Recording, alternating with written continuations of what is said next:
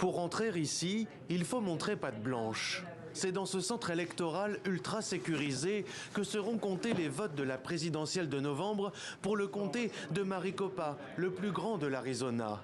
L'un de ces fameux swing states, ces États dits pivots car susceptibles de changer de camp à chaque scrutin. Un terrain fertile pour les amateurs de théories conspirationnistes. C'est ici aussi qu'en 2020, environ 10 000 voix ont manqué à Donald Trump pour battre Joe Biden. La visite d'aujourd'hui m'a aidée. Je suis un peu partagée concernant les problèmes de comptage et d'impression des bulletins de vote, comme ici en 2016. Beaucoup de gens entendent une chose, puis l'amplifient. C'est difficile de savoir s'ils savent vraiment où se situe le problème.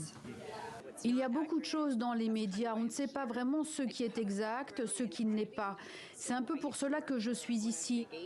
Pour convaincre les électeurs de leur probité et lutter contre les fausses informations, depuis 4 ans, les responsables des élections dans le comté ont organisé des centaines de visites des infrastructures de comptage et de dépouillement. On dit souvent, pourquoi autant de gens croient à toutes ces choses?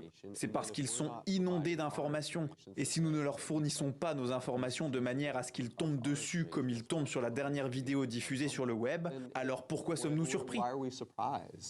Mais cela suffira-t-il?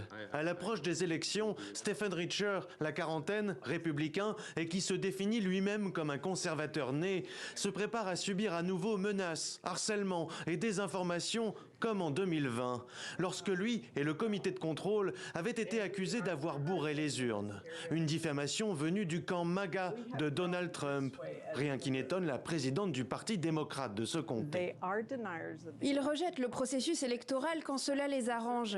Ils ne le remettent certainement pas en cause lorsqu'ils ont gagné. Ils sont complètement à côté de la plaque. C'est une véritable rupture du processus démocratique. Stephen Richer se serait bien vu poursuivre sa mission au bureau des élections. Mais lors de la primaire républicaine désignant le prétendant au poste de responsable pour le comté, le quadragénaire a été battu par un candidat qui a d'ores et déjà fait part de ses doutes sur l'intégrité du scrutin.